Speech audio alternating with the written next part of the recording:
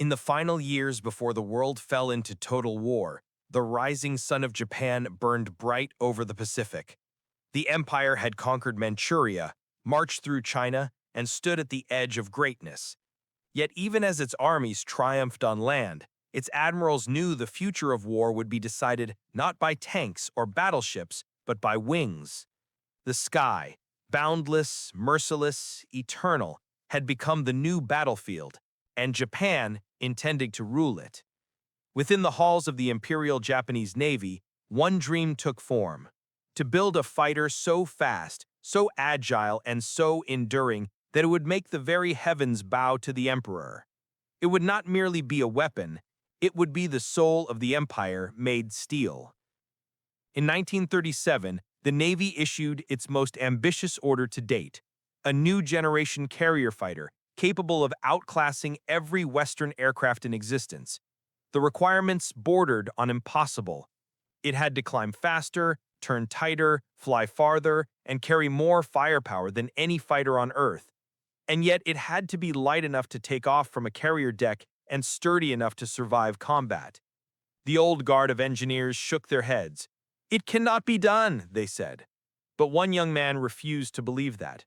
His name was Jiro Horikoshi, a 30-year-old engineer from Mitsubishi. Horikoshi was quiet, meticulous, and possessed a mind that saw flight as both science and poetry. To him, airplanes were not machines, they were living creatures. He gathered a small team of designers, and in the winter of 1937 began sketching what would become the most iconic aircraft Japan had ever built. He wanted a plane that could dance through the sky like a falcon, light yet lethal, graceful yet deadly. To achieve this, Horikoshi and his team pursued one principle above all: simplicity through perfection. Every gram of weight was examined, every rivet questioned. Armor was sacrificed, self-sealing fuel tanks omitted, all to save precious kilograms. They built the airframe from a revolutionary new aluminum alloy called extra super duralumin, strong yet astonishingly light. The wings were designed with elliptical precision, allowing the aircraft to roll and turn tighter than anything in the world. Its engine, the Nakajima Sock A-12, was small but powerful, enough to propel the fighter to speeds exceeding 330 miles per hour. By 1939, the prototype known as the A6M1 was ready. It was unlike anything the world had ever seen: sleek, long-winged, and impossibly graceful. During its first test flight at Kagamihara Airfield, pilots were stunned. The aircraft soared effortlessly, banking like a bird, responding to every movement as if it shared the pilot's thoughts. When Horikoshi asked the test pilot for his impression, the man simply said, "It feels alive." The Navy quickly recognized its potential. The aircraft was approved for production as the Mitsubishi A6M Type O carrier fighter, commonly known as the Zero, named after the year of the emperor's reign in which it was accepted, 2600 or 1940. To Japan, the name carried deep symbolism. It represented purity, the origin of all things, and the eternal cycle of life and death. The Zero was not just a machine, it was destiny shaped in aluminum. When the first squadrons received their Zeros, pilots wept with pride. They called it Rei-sen, the Zero fighter, and spoke of it with reverence, as if it were divine. On the decks of carriers Agi, Soryu, and Kaga, young men trained under the rising sun flag, their hearts filled with devotion. They believed the aircraft gave them the wings of gods. One pilot later recalled, "When I flew the Zero for the first time, I felt Japan could conquer the sky forever." In 1940, the Zero's legend began to spread. It first tasted blood over the skies of China, escorting bombers over Chongqing and Hangzhou. Chinese pilots flying Soviet-built I-16s were torn apart before they could even aim. Reports told of Japanese fighters that could climb higher, turn tighter, fly farther than anything the Allies possessed. Western observers refused to believe it. "Impossible," wrote one American intelligence officer. "No fighter can have such range and maneuverability." But they were wrong. The Zero could fly more than 1,900 miles without refueling, a range so great that it redefined the concept of air warfare in the Pacific. For Japan, every victory the Zero achieved was a triumph of spirit. Newspapers across the empire hailed it as a symbol of the new age. Children in schools drew its silhouette in notebooks. Factory workers whispered its name as if invoking a prayer. In a nation that believed in divine destiny, the Zero was proof that Japan had mastered both heaven and earth. Horikoshi, however, saw it differently. Watching his creation take flight for the first time in combat, he felt both pride and unease. He said, "She flies beautifully, but I fear she will be asked to do terrible things." His fears would soon prove prophetic. By late 1941, as Japan prepared for war with the West, fleets of Zeros stood ready across the Pacific. On the morning of December 7, 1941, they rose into the Hawaiian dawn, engines roaring, sunlight flashing off silver wings. Pilots recited the Emperor's oath before takeoff. Their orders were simple: destroy the American fleet at Pearl Harbor. As the formation swept low over Oahu, their shadows crossed the blue water like blades. American gunners looked up in confusion at the unfamiliar aircraft diving toward them, painted in the gray-white of clouds. In the first 10 minutes of the attack, the Zeros shredded American fighters on the ground and in the air. It was the perfect strike, the embodiment of Japan's power and precision. When the last Zero turned for home, the sky above Pearl Harbor was black with smoke. Battleships burned, hangars lay in ruins, and the Pacific Fleet, the pride of America, was crippled. Back in Tokyo, newspapers declared victory. The empire had achieved the impossible. And for a moment, it seemed as if the sun would never set on Japan's sky. The world watched in awe and disbelief. The Americans called it a blow from nowhere. The British called it a masterpiece of aviation. And within Japan, the Zero became more than a weapon. It became a symbol of the nation's soul. For Jiro Horikoshi, standing in his quiet Tokyo office, the news brought both triumph and sorrow. "She has flown farther than I ever dreamed, but I wonder how far she must fall." At that moment, he did not know that the machine born from his hands would carry Japan to its greatest heights and its deepest fall. The Pacific, in 1942, was a canvas of conquest. From the frozen Aleutians to the burning jungles of Malaya, the red circle of the rising sun spread across the maps of the world like fire on silk. And wherever that fire burned, the shadow of the Mitsubishi A6M-0 moved with it. For Japan, the Zero was no longer just an aircraft. It was a divine messenger of imperial destiny. For the Americans, Australians, and British, it became a symbol of dread, the silent hunter in the sun. The first months after Pearl Harbor were an unbroken chain of victories. In the Philippines, the skies above Clark Field turned into a slaughterhouse as Zero pilots destroyed nearly every American aircraft before they could take off. Over Singapore, the British Royal Air Force, flying Hurricanes and Buffaloes, tried to hold the line, only to be swept from the sky in days. "They came out of the sun," one survivor recalled, "and there was nothing we could do. They turned faster, climbed faster, shot straighter." Across the vast distances of the Pacific, Japan's empire expanded on the wings of the Zero. Its dominance came not from numbers, but from philosophy. The Zero was the purest expression of the Japanese concept of Bushido, the way of the warrior. It was light, fragile, and precise, built on the belief that perfection in maneuver and spirit outweighed protection and armor. Its pilots, drawn from the elite ranks of the Imperial Navy, were trained to fight not for survival, but for victory or death. To them, retreat was shameful, and evasion dishonorable. In combat, they trusted the machine completely. The Zero became an extension of their body, its wings their arms, its guns their will. Among those who carried the Zero to legend were men whose names became synonymous with death in the sky. Saburo Sakai, Hiroyoshi Nishizawa, Tetsuzo Iwamoto, pilots who seemed almost superhuman. Sakai alone shot down over 60 Allied aircraft, sometimes fighting even after being blinded in one eye. Nishizawa, known as the Devil of Rabaul, was said to move his aircraft as though it had no weight, diving into clouds and emerging behind his enemies as if guided by instinct. To these men, flying was art, killing was duty. At the height of its reign, the Zero's kill ratio reached astonishing levels. Some estimates claimed 12 Allied aircraft destroyed for every Zero lost. Over the Indian Ocean, Japanese carrier groups under Admiral Chuchi Nagumo swept aside British forces, sinking cruisers and carriers with ease. The Allies, reeling from one defeat after another, began to whisper a terrible truth.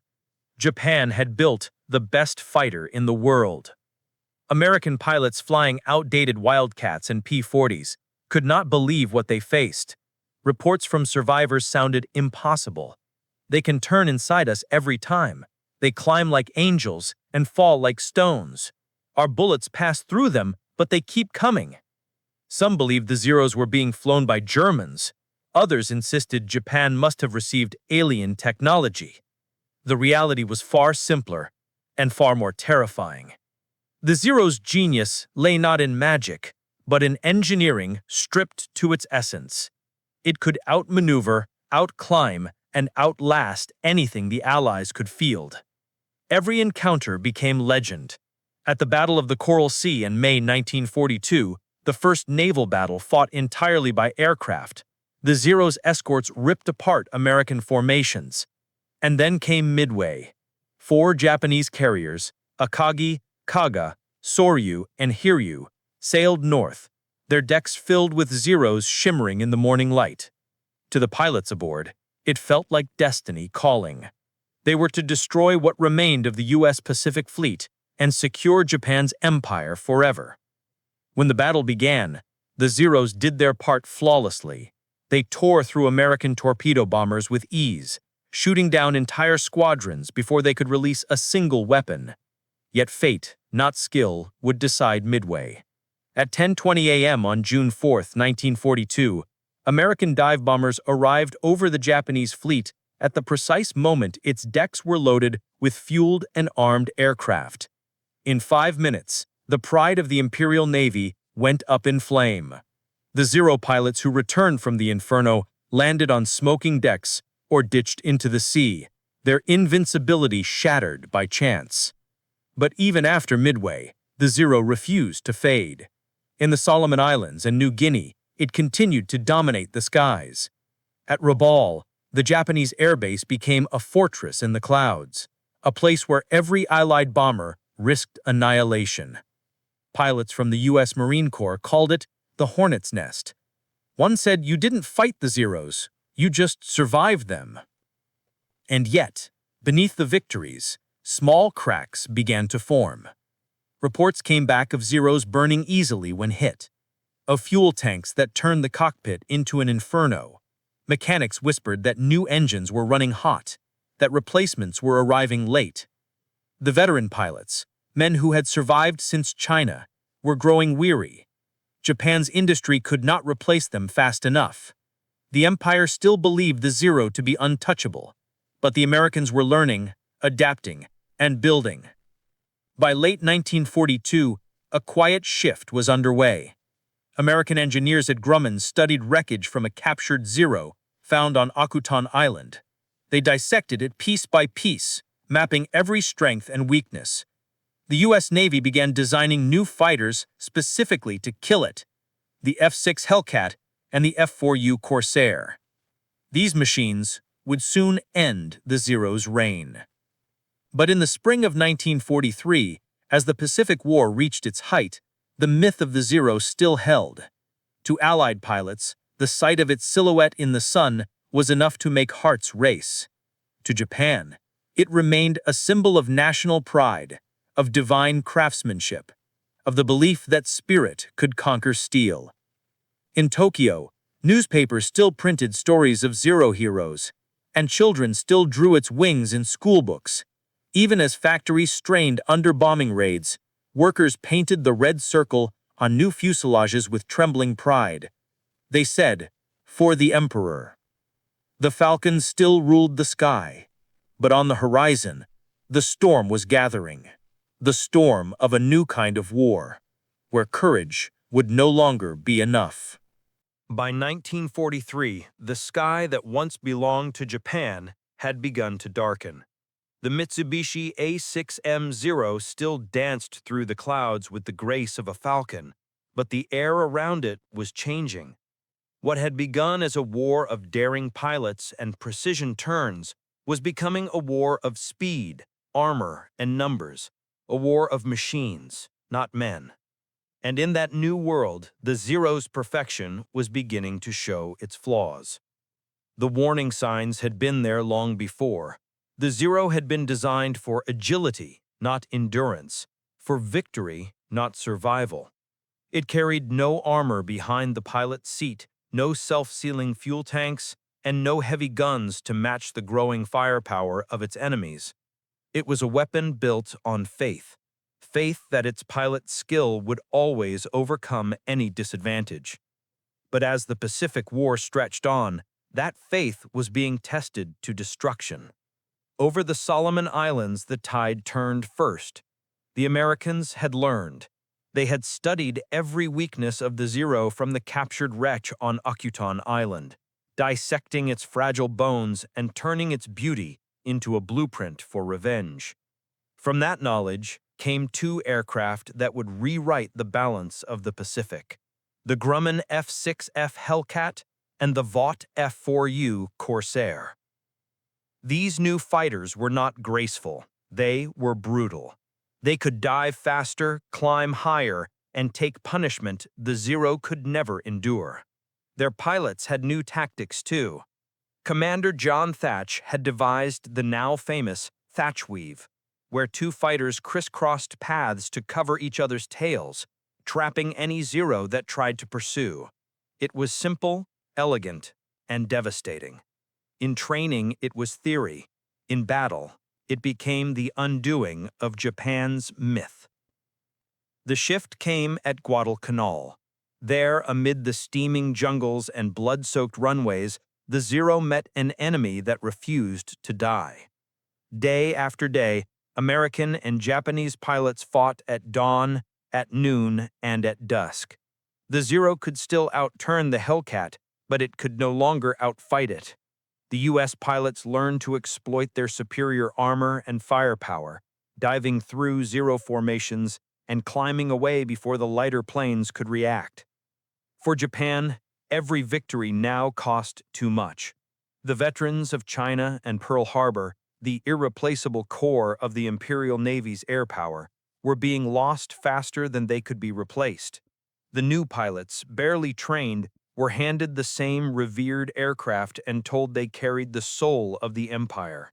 But they lacked the experience to wield it.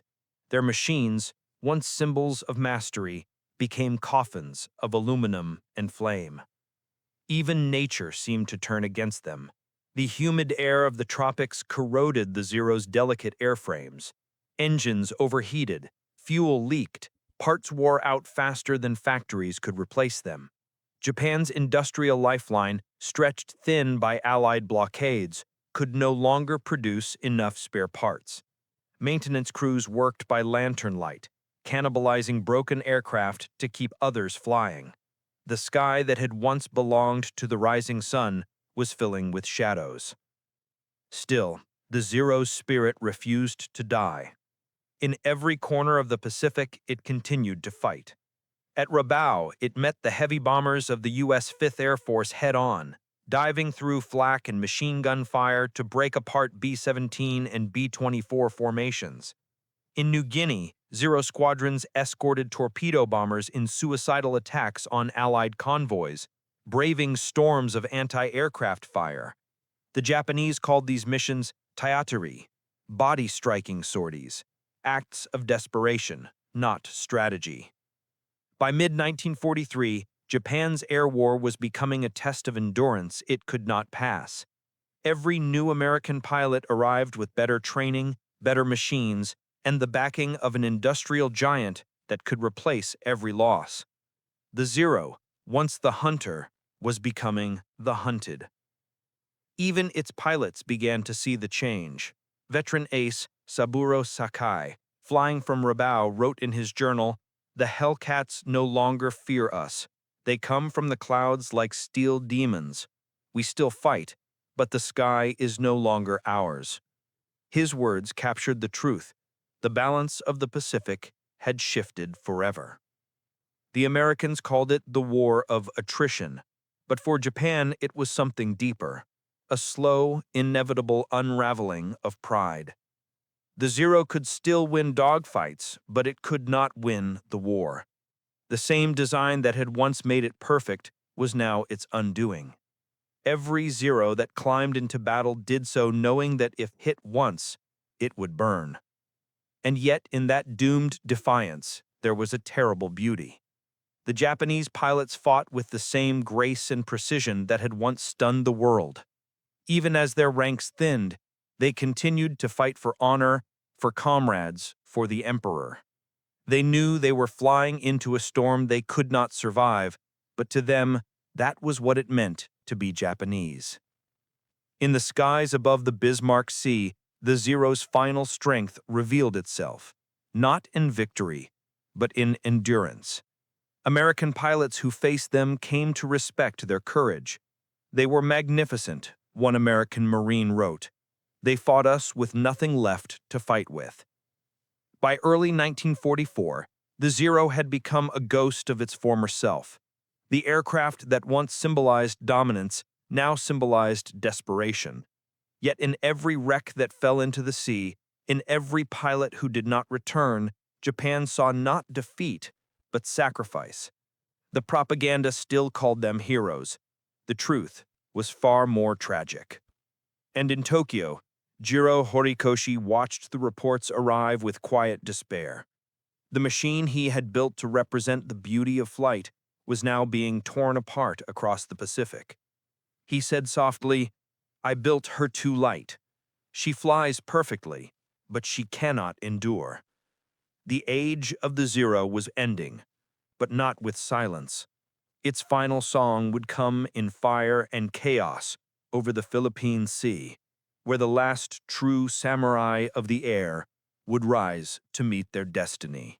June 1944. The Pacific had changed. The once invincible fleets of the rising sun were in retreat, their carriers crippled, their pilots replaced by boys barely out of school. Yet the spirit of the Zero, Japan's once mighty falcon, still lingered in every hangar, every airfield, every heart that still believed in the Empire's destiny. When word came that the Americans were invading the Mariana Islands, Saipan, Tinian, and Guam, the Imperial Navy prepared for one last great battle to reclaim the skies. The operation would be called Ago, and it would pit the remnants of Japan's air arm against the most powerful carrier force the world had ever seen. The stage was set for the Battle of the Philippine Sea, June 19th and 20th, 1944. It would become the greatest carrier battle in history, and the graveyard of the Zero. Admiral Jisaburo Ozawa commanded the Japanese mobile fleet, an armada of 9 carriers, 5 battleships, and hundreds of aircraft. On paper, it looked formidable, but the truth was grim. Of the 440 carrier aircraft prepared for battle, most were flown by inexperienced pilots with fewer than 100 flight hours. Many had never practiced carrier landings. Their aircraft, the Mitsubishi A6M50, was still fast and graceful, but hopelessly outmatched by the new American fighters, the Grumman F-6F Hellcat, the ace-maker that now ruled the Pacific. Across the horizon, Admiral Raymond Spruance's Fifth Fleet waited, its carriers packed with over 900 aircraft, Hellcats, Avengers, and Dauntlesses, flown by seasoned veterans who had fought since Guadalcanal. The Americans called themselves the Fast Carrier Task Force. Their confidence was absolute. Radar technology, new training doctrines, and overwhelming logistics had turned them into an unstoppable war machine. At dawn on June 19th, the Japanese launched their first strike, 373 aircraft roaring eastward into the morning sky. From afar, it looked like the glory days of 1941, but the illusion didn't last. American radar detected them 150 miles away. The Hellcats took off from their carriers, climbing into the sun. Their leader, Commander David McCampbell, later called it the greatest air trap ever set. The battle that followed would be remembered forever as the Great Marianas Turkey Shoot. The first wave of Zeros approached the American fleet in perfect formation, sunlight glinting off their wings. For a moment, the sky seemed filled with silver birds, proud and beautiful. But then the Hellcats fell upon them from above. The air exploded into chaos, tracers, smoke, and fire twisting through the blue. The Zeros tried to turn and climb, to fight as they always had, but the old dance no longer worked. The Hellcats dove faster, rolled quicker, and shrugged off the hits that would have destroyed a Zero. The Japanese formations disintegrated in minutes. Pilots who had once been heirs to the Empire's glory now found themselves trapped in machines that belonged to another era. I saw a Hellcat climb past me as if I was standing still, one surviving Japanese pilot later wrote. I fired and hit him, but his plane did not burn. Mine did. Wave after wave met the same fate. Of the 373 planes launched by Ozawa, nearly 300 were destroyed. American pilots returned to their carriers laughing in disbelief. Lieutenant Alex Rocque shot down 6 Zeros in 8 minutes. McCampbell himself downed 7 in one sortie. The Americans called it a turkey shoot, but to the Japanese, it was a massacre. By the end of the day, the skies over the Marianas were littered with the wreckage of burning Zeros. The sea below shimmered with oil and flame. Japanese carriers Shokaku, Taiho, and Hio were struck by American torpedoes and bombs, erupting in infernos that lit the horizon. Within 2 days, Japan had lost 3 carriers, more than 450 aircraft, and nearly all its trained pilots. The once mighty Imperial Navy Air Service ceased to exist as an effective fighting force.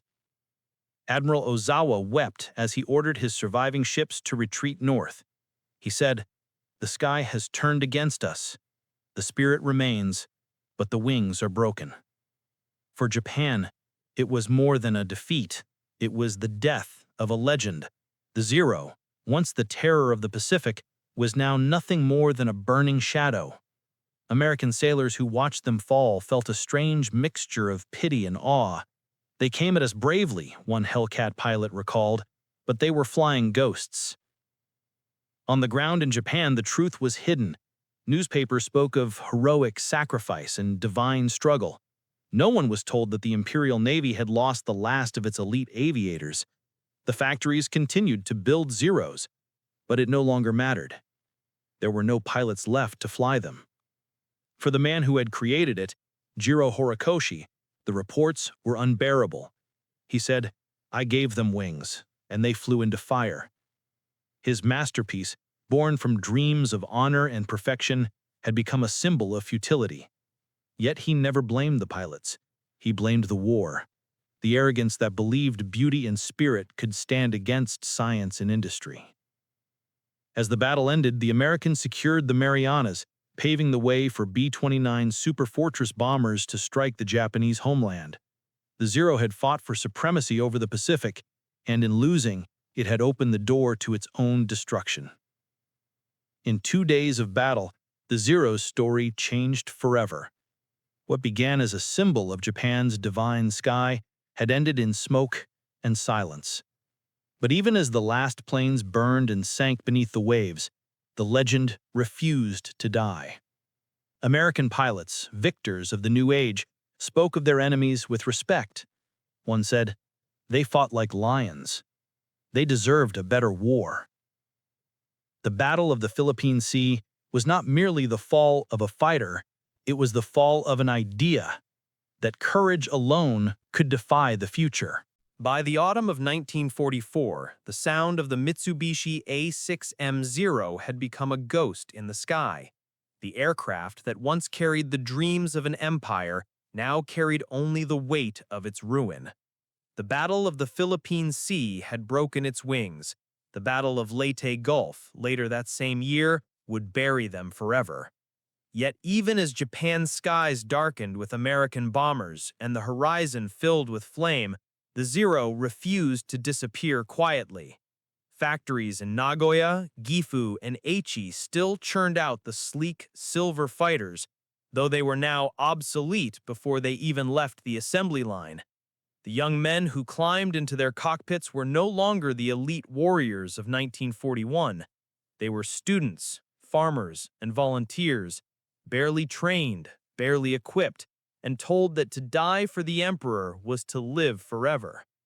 To them, the Zero was not just a machine, it was destiny itself. The Imperial Navy, desperate and bleeding, transformed its last Zeros into weapons of despair. These were the kamikaze, the divine wind pilots who turned their aircraft into guided missiles. Their orders were simple: crash into enemy ships, die with honor, and take as many Americans as possible with them. It was the final evolution of a philosophy that had built the Zero: perfection of spirit over survival of flesh. One Zero pilot, Ensign Yukio Araki, was just 17. On May 27, 1945, he wrote in his diary before his mission from Chiron Airfield, "I am not afraid. The cherry blossom falls, but it falls beautifully." He took off hours later, disappearing into the clouds. His target was an American destroyer off Okinawa. He never returned.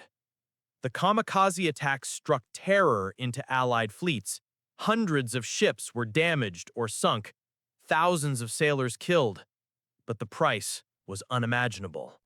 Each explosion meant another young life erased, another Zero consumed in flame. What had once been a machine of victory had become a machine of sacrifice. As Japan burned under the relentless bombardment of B-29 superfortresses, the skies that had once been ruled by the Zero turned against it completely.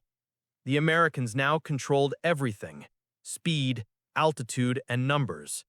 The few remaining Zeros that rose to challenge the bombers were torn apart by P-51 Mustangs and F-6F Hellcats before they could even close the distance. It was no longer a war of equals. It was an execution. By August 1945, Japan's cities lay in ruins. Tokyo was a sea of ash. Hiroshima and Nagasaki had been erased in blinding light. The Zero, the fighter that had once carried Japan's imperial ambition, now rested silent on airfields covered in dust and defeat. When Emperor Hirohito announced the surrender, mechanics wept beside the aircraft they had built by hand. Some pilots refused to believe it. They stood beside their Zeros and bowed, whispering, "Forgive us." When the war ended, hundreds of captured Zeros were studied by the Allies. American engineers marveled at its beauty, the perfect balance of form and function. They found flaws, of course: weak armor, limited fuel range, poor radio equipment. But they also found something else: evidence of genius. It was the work of artists, one U.S. Navy engineer said, built by men who loved flight more than life. Jiro Horikoshi, the man who had designed it all, survived the war. He lived quietly in Tokyo, haunted by what his creation had become. He said years later, "All I ever wanted was to make something beautiful." In his notebooks, he wrote, "The Zero was born in a time of hope. It died in a time of madness." Yet the Zero's legacy could not be erased. Its design influenced generations of aircraft engineers both east and west. Its combat lessons reshaped modern aviation, proving that speed and agility could not exist without protection and power. It taught both Japan and the world a painful truth: that bravery alone could not win a mechanized war. In post-war Japan, where silence replaced the thunder of engines, the Zero became a symbol not of conquest, but of reflection. Veterans would visit museums and stand before its slender frame, remembering friends who had never returned. Children of the new generation looked at it not with pride, but with sadness. a relic of a time when their nation believed it could soar higher than the world, only to fall into the sea. In 1970, Horikoshi attended the restoration of a surviving A6M0. When its engine roared back to life for the first time in decades, tears ran down his face. "She still flies. She still remembers," he whispered. Today, only a handful of Zeros remain airworthy. When one rises into the sky at an airshow, its propeller humming over the crowd, the sound is more than nostalgia. It is history breathing again. The audience falls silent. Veterans salute. The silver wings glint in the sunlight one last time before turning away, vanishing into the blue. The Mitsubishi A6M0 was more than a machine of war. It was a mirror of its nation, beautiful, disciplined, courageous, and ultimately consumed by its own idealism. In its triumphs lay the pride of Japan's engineers. In its destruction lay the cost of that pride. The Battle of the Philippine Sea was not the end of a fighter. It was the end of an era. The death of the Zero marked the passing of the warrior's age in aviation, replaced by the cold logic of industrial power and technology. But somewhere in the whisper of its engine and the curve of its wings, there remains something eternal, the dream of flight and the tragedy of perfection. For those who remember, the Zero is not just a weapon, it is a warning.